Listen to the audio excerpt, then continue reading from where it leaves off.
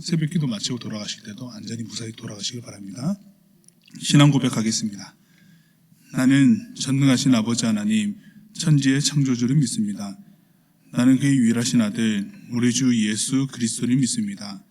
그는 성령으로 잉태되어 동정녀 마리아에게서 나시고 본디오 빌라도에게 고난을 받아 십자가에 못 박혀 죽으시고 장사된 지 사흘 만에 죽은 자 가운데서 다시 살아나셨으며 하늘에 오르시어 전능하신 아버지 하나님 우편에 앉아 계시다가 거기로부터 살아있는 자와 죽은 자를 심판하러 오십니다. 나는 성령을 믿으며 거룩한 공교회와 성도의 교제와 죄를 용서받는 것과 몸의 부활과 영생을 믿습니다. 아멘. 찬송가 370장입니다.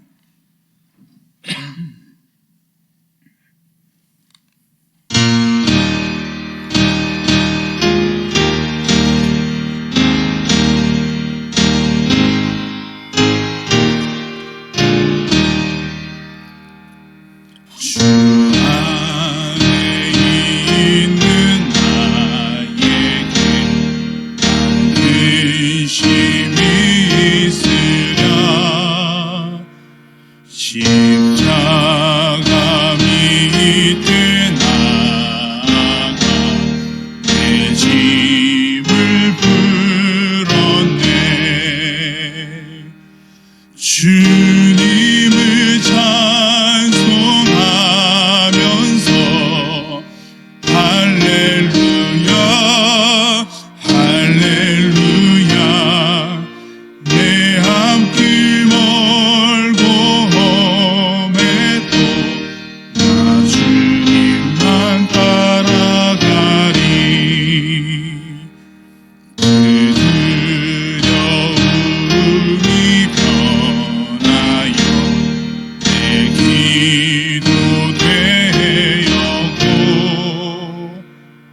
전날의 한숨 변하여 내 노래 되었네. 주님을 찬송하면서 할렐루야 할렐루야 내 앞길 멀고 험해도 나 주님만 따라가리. 아멘. 내 주는 자비하셔서 늘 함께 계시고 내 궁핍함을 하시고 늘 채워주시네. 주님을 찬송하면서 할렐루야 할렐루야 내 앞길 멀고 험해도 주님만 따라가리.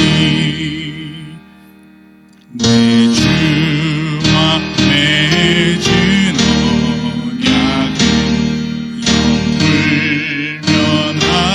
영불변하시니 그 나라 가기까지는 늘 보호하시네. 주님을 찬송하면서 할렐루야 할렐루야 내 앞길 멀고 험해도 나 주님만 따라가리. 아멘. 요한복음 11장 1절에서 16절까지 말씀입니다.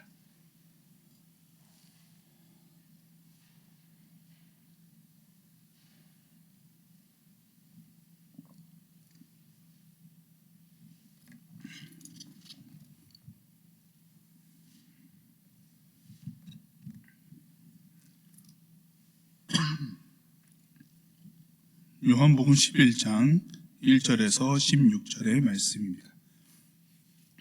우리 함께 하나님의 말씀을 봉독하겠습니다. 어떤 병자가 있으니 이는 마리아와 그 자매 마르다의 마을 베다니에 사는 나사로라. 이 마리아는 향유를 주께 붓고 머리털로 주의 발을 닦던 자요, 병든 나사로는 그의 오라비더라. 이에 그 누이들이 예수께 사람을 보내어 이르되 주여 보시옵소서, 사랑하시는 자가 병들었나이다 하니 예수께서 들으시고 이르시되 이 병은 죽을 병이 아니라 하나님의 영광을 위함이요 하나님의 아들이 이로 말미암아 영광을 받게 하려 함이라 하시더라. 예수께서 본래 마르다와 그 동생과 나사로를 사랑하시더니 나사로가 병들었다 함을 들으시고 그 계시던 곳에 이틀을 더 유하시고 그 후에 제자들에게 이르시되 유대로 다시 가자 하시니 제자들이 말하되 랍비여, 방금도 유대인들이 돌로 치려 하였는데 또 그리로 가시려 하나이까? 예수께서 대답하시되 낮이 12시간이 아니냐? 사람이 낮에 다니면 이 세상의 빛을 보므로 실족하지 아니하고 밤에 다니면 빛이 그 사람 안에 없는 고로 실족하느니라. 이 말씀을 하신 후에 또 이르시되 우리 친구 나사로가 잠들었도다. 그러나 내가 깨우러 가노라. 제자들이 이르되 주여, 잠들었으면 낫겠나이다 하더라. 예수는 그의 죽음을 가리켜 말씀하신 것이나 그들은 잠들어 쉬는 것을 가리켜 말씀하신 줄 생각하는지라. 이에 예수께서 밝히 이르시되 나사로가 죽었느니라. 내가 거기 있지 아니한 것을 너희를 위하여 기뻐하노니 이는 너희로 믿게 하려 함이라. 그러나 그에게로 가자 하시니 디두모라고도 하는 도마가 다른 제자들에게 말하되 우리도 주와 함께 죽으러 가자 하니라. 아멘.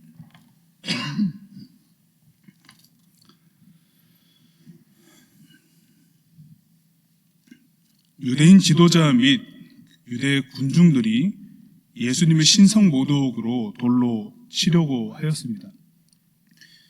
예수님께서 이제 그 자리를 피하시고 오늘 말씀에서 나오는 요단강 저편, 그러니까 세례 요한이 세례를 베풀던 곳에 머무르시게 되십니다. 오늘 말씀에는 베다니라고 이렇게 되어 있는데요, 이 베다니는 가난한 자의 집이라는 뜻입니다.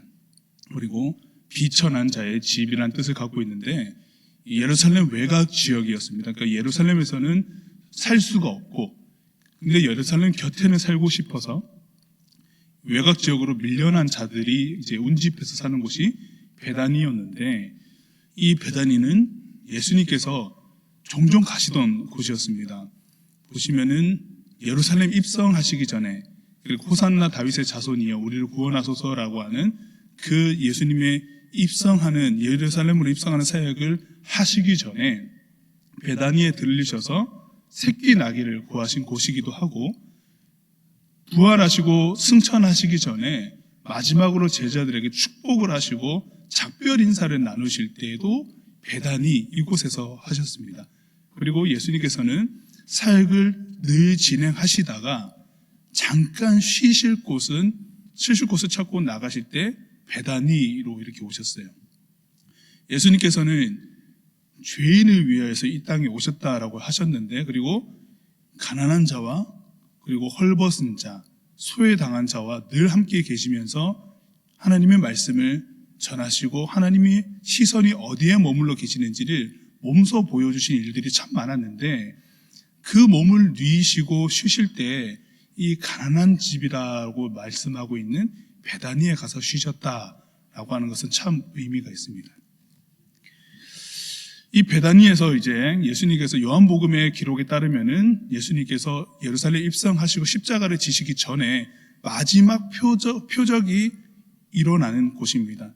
즉 예수님께서 그 사역과 하나님의 말씀을 전하시고 하나님의 일을 나타내는 데 있어서 가장 핵심적인 메시지를 선포하는 장소가 또 베다니입니다. 오늘 말씀을 보실 때에 앞선 10장과는 좀 대조적인 분위기로 11장이 시작을 하는데, 어떤 병자가 있으니 라고 이렇게 시작을 합니다. 물론 이제 그 병자는 나사로인데 그냥 나사로가 있다라고 얘기한 것이 아니라 어떤 병자가 있으니 라고 하는 말로 사람들에게 궁금증을 좀 자아내거든요. 이제부터 할 이야기가 뭔가 특별한 이야기가 진행이 될 텐데 어떤 사람을 통해서 하나님의 메시지가 명확하게 드러날 것이고 독자들로 하여금 이 말씀을 읽는 사람으로 하여금 자 한번 주목해 보십시오. 어떤 병자가 있으니 예를 들어서 이런 거죠. 옛날 옛적에 이 고을에서 어떤 일이 있었는데 그러니까 이야기의 중심 인물을 바로 이야기하는 것이 아니라 사람들에게 이제 관심을 모으고 있습니다. 무슨 말씀을 하려는 것일까 도대체라고 하는 생각을 하게 된다는 거죠. 그 병자는 마리아와 마르다의 오빠인 나사로입니다.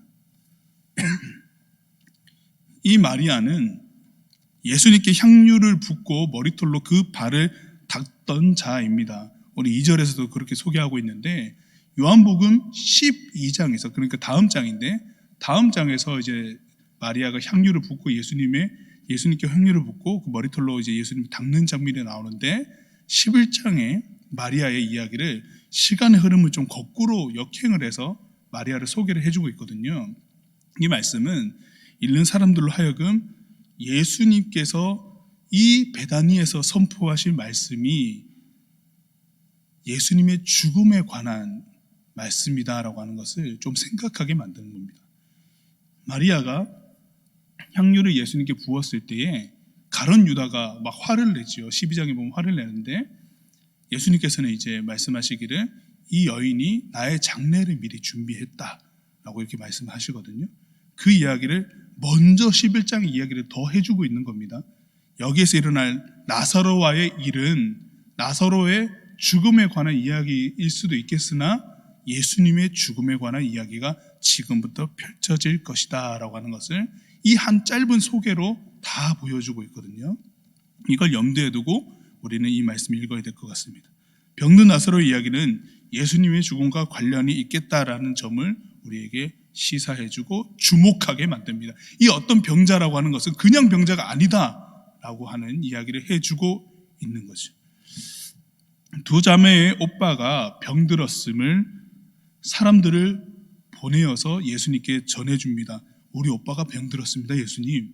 그도 그럴 것이 예수님이 베다니에 계시고 그 나사로도 베다니에 있고 그 두 자매도 베다니에 사니까 우리 동네에 예수님께서 오셨으니까 사람들을 보내는 거예요. 예수님 우리 동네에 오셨으니까 우리 오빠가 병들었으니까 와서 좀 봐주세요 라고 하는 요청을 하는 겁니다. 근데 예수님께서 이렇게 대답하셨어요. 요한복음 11장 4절입니다. 예수께서 들으시고 이르시되 이 병은 죽을 병이 아니라 하나님의 영광을 위함이요 하나님의 아들이 이로 말미암아 영광을 받게 하려 함이라 하시더라. 아멘. 나사로의 병은 하나님의 영광을 위함이요 예수님이 영광을 받게 하려는 표적으로 나타날 것입니다.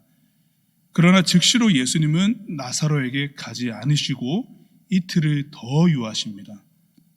같은 동네에 있으면서 나사로가 아프다라고 직접적으로 사람을 보내어 좀 와주십시오라고 부탁을 하는데 예수님은 같은 동네에서 이틀을 더 계십니다.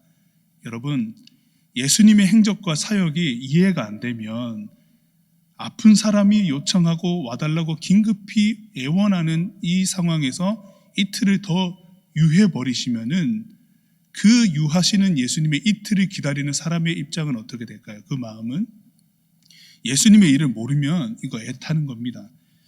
모든 상황을 아시고 행하시는 예수님 외에는 이 일에 속한 마리아와 마르다 그리고 제자들은 그 행동을 알 수 없습니다. 왜 이틀을 유하실까? 전혀 알 수 없는 거죠. 이 기사를 처음 읽는 사람도 요한복음 처음 읽어내는 사람도 이 구절을 딱 보면은 당황스럽습니다. 왜 안 가실까? 그래서 요한복음의 이 저자는 한마디를 더 덧붙여주죠. 5절에서 본래 마르다와 그 동생과 나사로를 사랑하셨다라고 이렇게 말씀하십니다. 사랑하시는 거 틀림없는데 예수님께서는 하나님의 일을 하셔야 되기 때문에 이틀을 더 유하신 겁니다 라고 이렇게 얘기해주고 있거든요. 읽을 때에 하나님의 일이 일어나기 때문에 그때를 기다리시는 예수님이십니다 라고 하는 것도 놓치지 않도록 해주고 있습니다.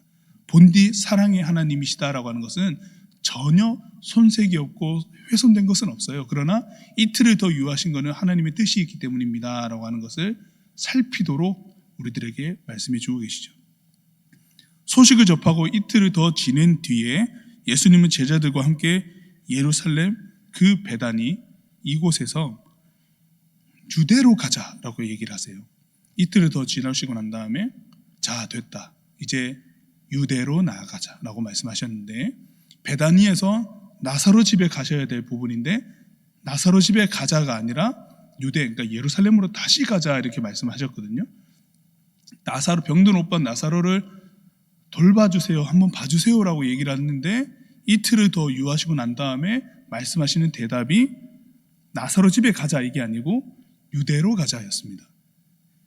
궁극적으로 이틀을 더 유하시고 난 다음에 예수님께서는 예루살렘으로 다시 가실 것인데 그 가시는 여정 중에 나사로를 만나시게 될 것이지만 나사로의 병든 것을 치유하는 게 목적이 아니라 하나님의 영광을 드러내는 예루살렘으로 입성하는 길에 나사로를 통하여서 하나님의 영광이 그곳에서 일어날 것이며 나사로의 병듦이라고 하는 것을 직접적으로 치유하심으로 하나님의 일을 나타내기보다는 그 이면에 예루살렘으로 향하면서 예수님이라고 하는 분이 결국 어떤 분이신가라고 하는 강력한 메시지를 전해주는 이 이야기가 이제 예루살렘으로 가는 여정에서 나사로를 통하여서 일어날 것이기 때문에 목적은 나사로가 아니었습니다.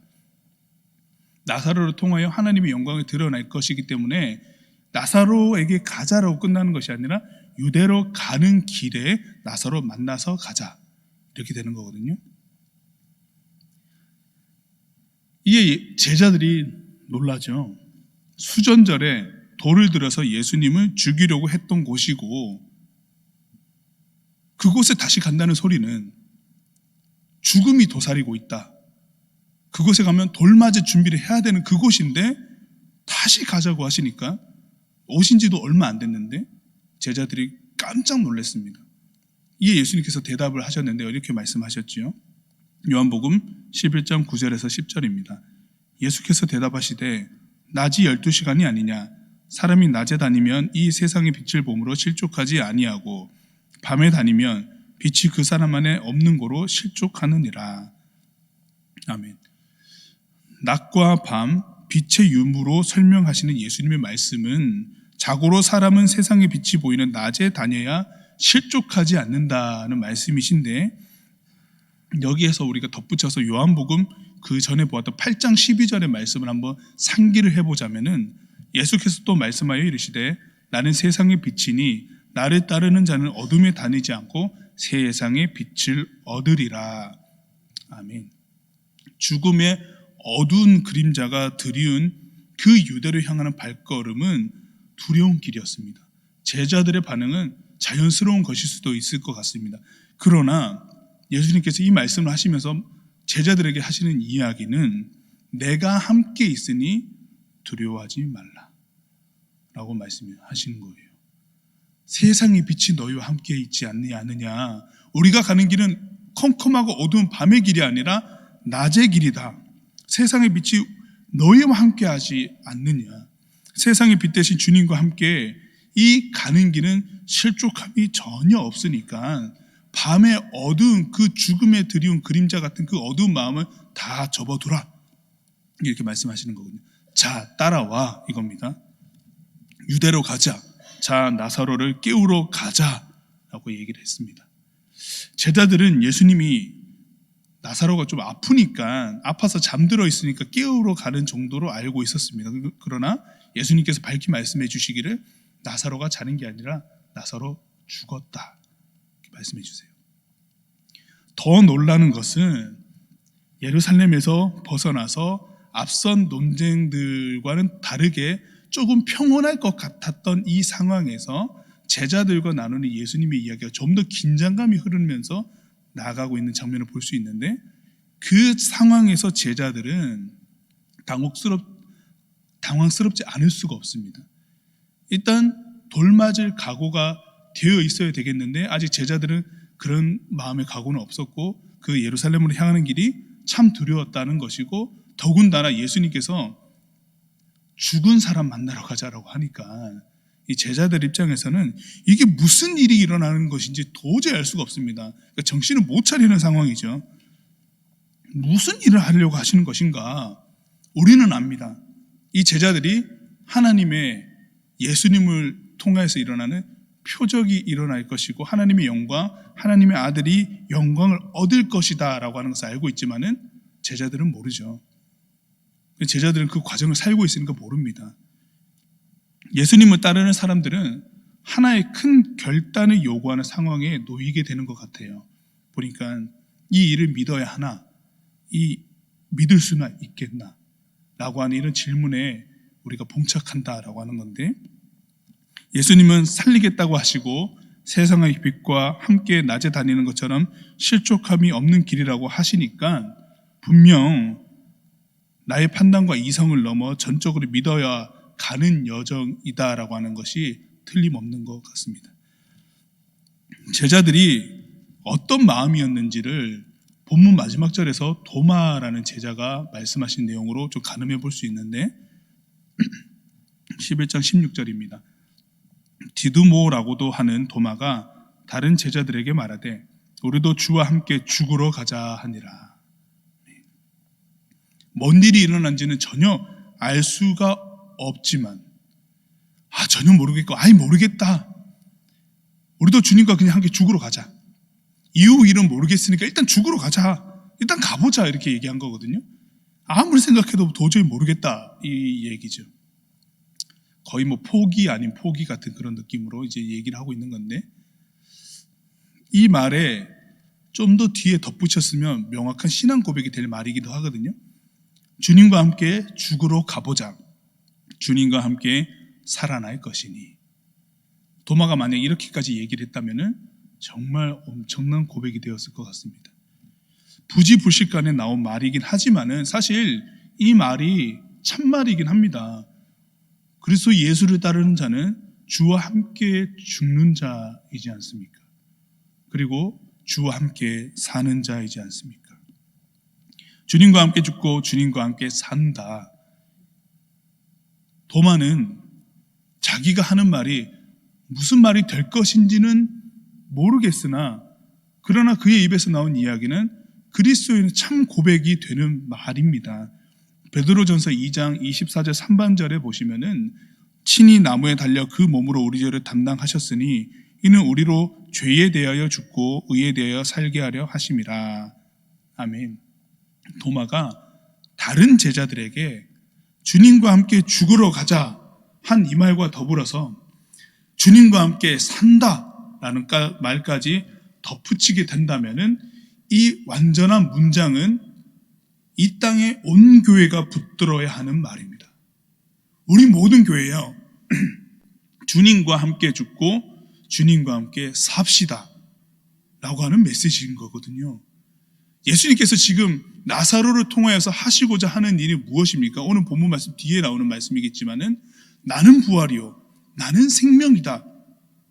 나를 믿는 자는 죽어도 살겠고 영원히 죽지 아니하리라 라는 말씀을 나타내시고자 하는 이 이야기인데, 그 이야기를 접하기 전에 도마가 이런 고백을 했다는 것이고, 그 고백에 좀 더 우리의 신앙을 덧붙여서 고백하자면은 주와 함께 죽고 주와 함께 산다라는 고백이 된다는 거예요.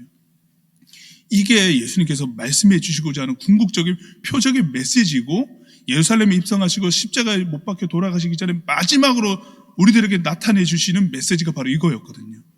도마는 이런 고백을 어렴풋하게 함께 하고 있는 겁니다. 주님과 함께 죽고 주님과 함께 살자. 말씀을 통해서 볼 때 하나님은 어떤 분으로 우리가 생각됩니까? 하나님은 그의 영광을 나타내실 때 우리의 이해를 넘어 믿음으로 받아들이게 하십니다. 전혀 머리로서는 생각이 안 되는 일도 믿음으로 반응하게 하세요. 본문 이후에 예수님은 베다니에서 마르다를 만나십니다. 나사로가 무덤에 있은 지 나흘이나 되었고요. 마르다는 예수님을 만나고 예수님이 계셨더라면 오빠가 죽지 않을 것이다 라고 하소연합니다. 그리고 이제라도 예수님께서 무엇이든지 하나님께 구하시면은 하나님이 주실 줄도 압니다 라고 말합니다. 예수님께서 마르다에게 대답하셨어요. 오늘 본문 아니고 주일날 보게 되는 본문이긴 한데 11장 25절에서 26절 말씀인데요, 예수께서 이르시되 나는 부활이요 생명이니 나를 믿는 자는 죽어도 살겠고 무릇 살아서 나를 믿는 자는 영원히 죽지 아니하리니 이것을 내가 믿느냐. 이 말씀 하시려고 기다리시고 그 상황에 그때에 오셨고, 이후에 그리스도인들, 하나님의 교회는 이 말씀을 붙들고 살아야 될 것을 말씀하고 계신 거죠. 나사로의 일은 예수님은 부활이요 생명임을, 그를 믿는 자는 영생을 얻을 것임을 분명하게 보여주는 표적입니다. 이제 예수님을 믿는 것은 도마가 말한 것처럼 주님과 함께 죽으러 가자, 그리고 예수님께서 직접 말씀하시는 것처럼 부활이요 생명이며 영원히 죽지 아니하는 이 신비를 따라가는 것입니다. 말씀을 정리하면서 여기서 우리에게 주시는 교훈은 무엇입니까? 함께 읽겠습니다. 그리스도인은 주님과 함께 죽고 주님과 함께 사는 일이 무엇인지 늘 고민하며 살아야 합니다. 아멘. 늘 우리는 내가 어떻게 하면 주님 안에서 죽을까? 그리고 내가 어떻게 하면 주님 안에서 발견되어지고 주님께서 허락하신 이 생명으로 다시 살아날 수 있을까를 고민하는 늘 우리의 변하지 않는 기도 제목이 우리들에게 주어져 있습니다. 망각하지 아니하는 명확한 아주 중요한 메시지로 우리들에게 오늘 말씀처럼 다가와 있습니다. 이것이 전혀 놓쳐짐이 되어서는 안 되겠고, 어느 순간에도 우리에게는 늘 고백되어지는 신앙의 고백이 되어야 되겠습니다.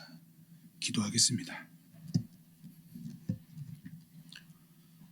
주님과 함께 죽고 주님과 함께 사는 것이 무엇인지 우리에게 알려주시고, 일상의 순간마다 부활이요 생명이신 그리스도를 묵상하며 삶의 실천적인 믿음의 결단을 잘 내릴 수 있도록, 그렇게 해서 그리스도인으로서 살아가도록 우리를 인도하여 주옵소서.